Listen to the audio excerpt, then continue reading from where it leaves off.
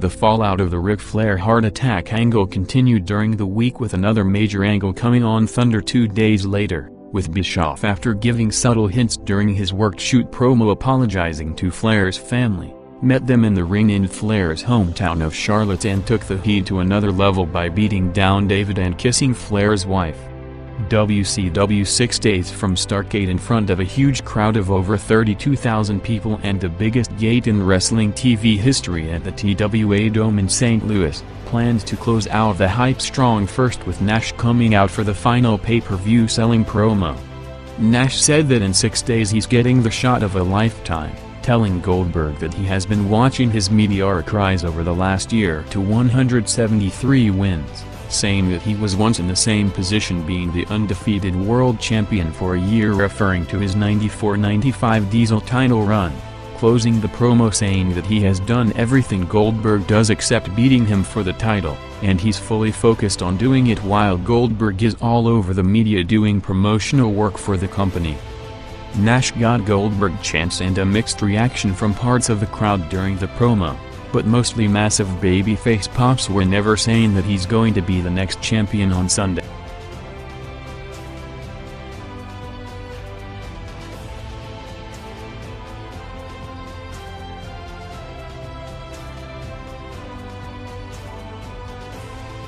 A few minutes from the top of the hour, Eric Bischoff came out for the heart attack follow-up promo, taunting Flair, saying that he can't be here tonight due to his condition, while at the same time Flair and the Horsemen arrived outside the stadium taking out members of NWO Hollywood on the way to the ring.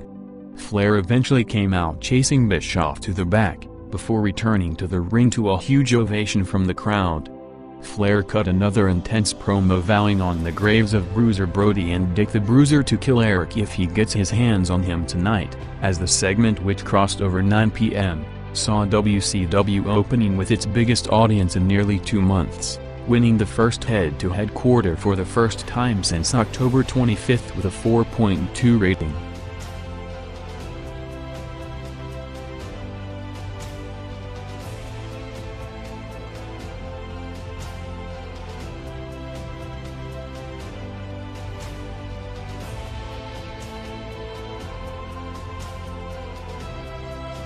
With the build-up to the Royal Rumble underway, Vince McMahon put Shane in charge of Raw for the night, with him going to the gym, while holding Patterson and Brisco responsible for Shane's actions, telling him to keep his ego and temper in check.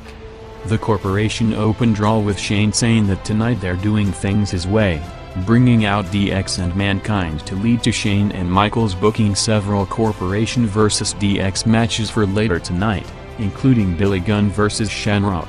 Bossman vs. Road Dogg, along with the main event with Rock teaming with the debuting Test against X-Pac and Hunter. Shane then announced the final match as revenge for his father, booking himself against Mankind in his first ever match tonight.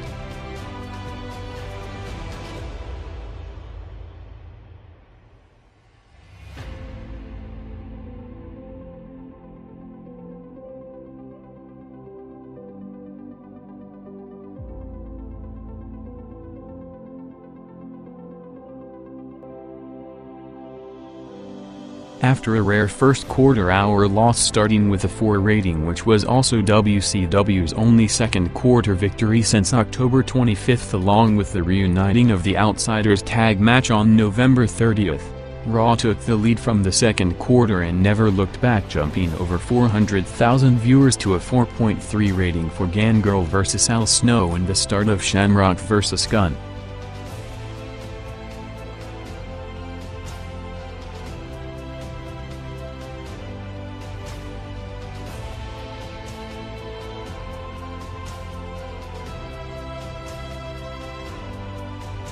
WCW, in the middle of a major snowstorm on the night, packed the TWA Dome with not only the largest crowd in St. Louis wrestling history, but the biggest non-WWF gate of all time with over $914,000, breaking the all-time company record set at the Georgia Dome on July 6, with expectation of the Atlanta Georgia Dome crowd breaking it again in 2 weeks on January 4 for the first Nitro of '99. Both Nitro and Raw had unusually long TV matches going head-to-head between 9:30 to 45, with WCW having Eddie Guerrero vs Rey Mysterio going 16 minutes over 2 quarters, while Raw had a majority of Billy Gunn vs Shamrock going 8, ending up with Gunn going over to a big pop before Michaels came out saying that Shamrock is still the IC champion as it was a non-title match. The two matches went in opposite directions as Nitro dropped to a show-low 3.2 rating while Raw jumped over 700,000 viewers to a first-hour high 4.9.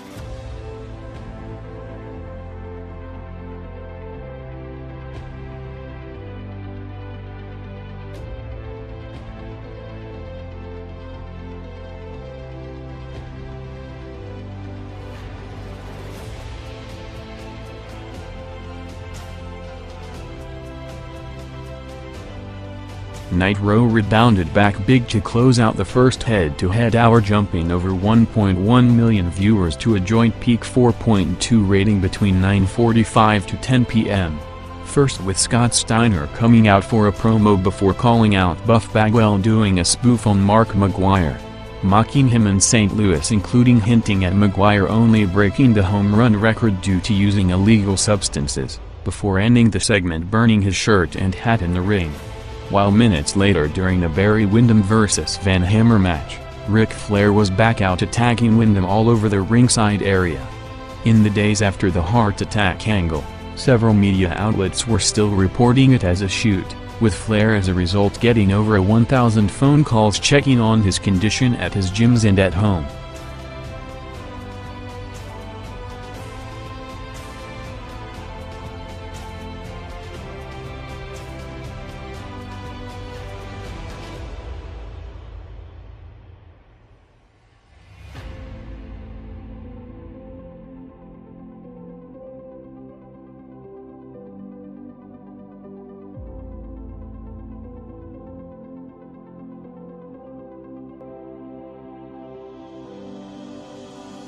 Nitro crossed over 10 p.m. with Flair continuing to beat down Windham for several minutes until NWO Hollywood came out for the save, with Flair and the Horsemen clearing the ring to a massive reaction from the crowd.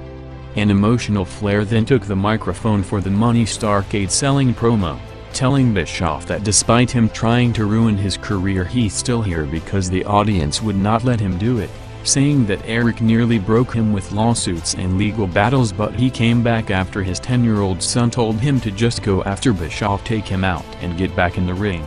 Flair said that he almost quit last Thursday night when Eric crossed the line putting his hands on his family, as Bischoff came out taunting him on stage, with Flair immediately sprinting there threatening to kill him, as security stepped in to close out the Flair vs Bischoff Starrcade build-up in one of the most intense personal feuds in history, as the Flair-Bischoff segments on the night were the 3 most watched quarters heading into Sunday.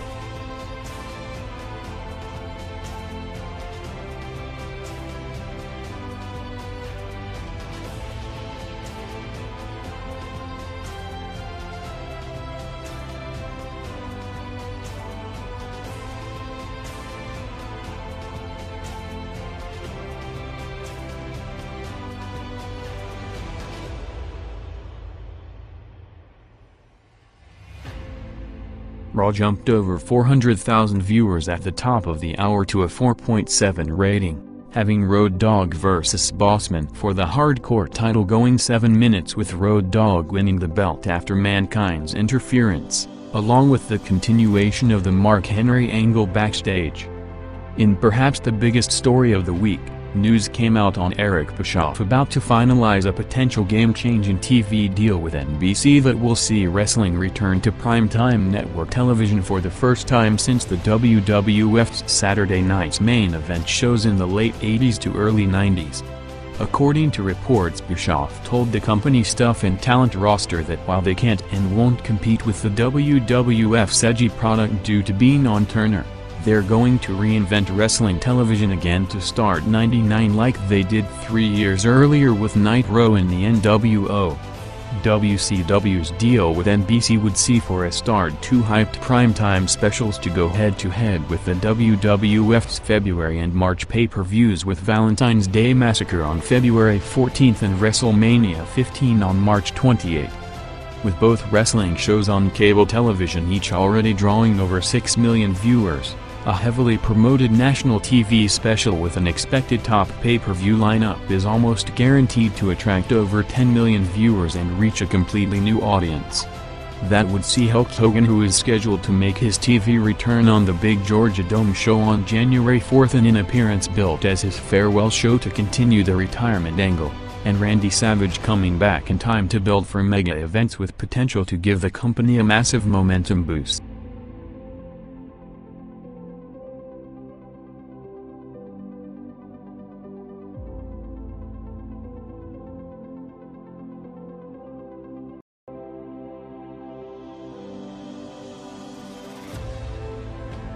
Despite Patterson and Brisco trying to talk him out of it for the last hour, Shane McMahon's debut match was next, with Mankind taunting him and letting him get a few shots in, including a chair shot to the back, before getting serious, taking him out along with Patterson and Brisco, with the corporation held off by Shawn Michaels on stage in the first hint of a Michaels babyface turn, until eventually Rock ran in for the save to brawl with Mankind outside, while DX came out to brawl with the corporation in the ring, including X-Pac giving Shane the Bronco Buster to a huge pop to kick off their program, as the quarter, which featured the Shane vs. Mankind match along with the payoff of the show-long Mark Henry angle with Terri and Jacqueline turning on him, saw Raw jump over 1 million viewers to the highest rated quarter of the night, 5.4 rating.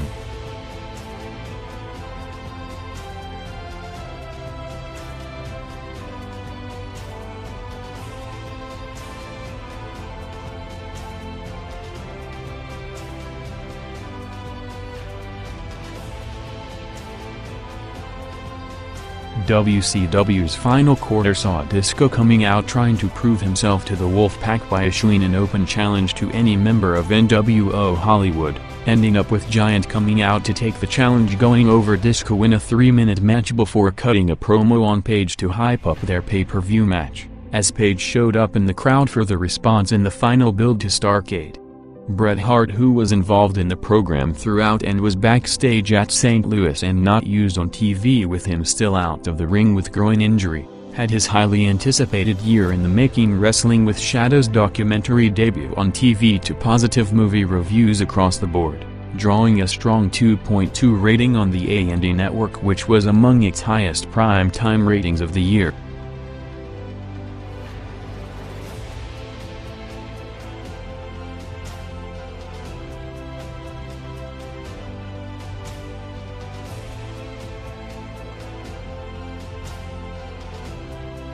Vince McMahon arrived back to the building just before the main event to hear the news on the Shane vs. Foley match, stopping Michaels, who was about to send every DX member to the back, saying that it's the Christmas season and he wants them to have a fair fight, while hinting since the start of the show on a special Christmas bonus to be revealed later tonight, with Vince and both Corporation and DX groups staying at ringside for the start of the tag match, crossing into the overrun.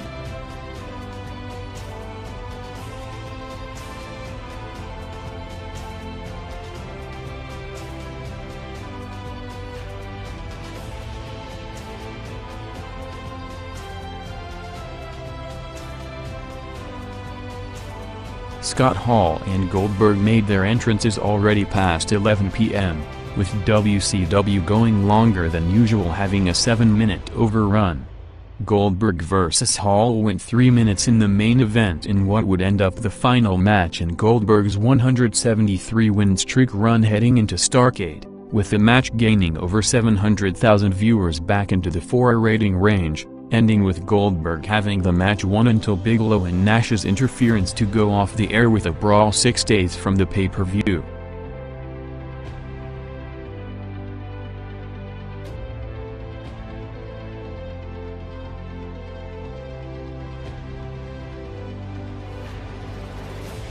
The Rock and Test vs. Triple H and X-Pac tag match went 10 minutes in the main event in what was also Test's Raw debut match, ending up with McMahon's Christmas surprise being revealed as Kane returning to take out DX and join the corporation, as Raw, who for the first time on the night was introduced by Michael Cole at the start of the broadcast as an action-adventure series with the company's creative reinventing wrestling television, including head writer Vince Russo taking a shot at WCW the following day, noting that their 16-minute match drew the show low rating while emphasizing that they are in the entertainment business, saw the main event jump over 800,000 viewers to a peak 5.8 rating to continue Raw's biggest winning streak to date with 8 weeks in a row.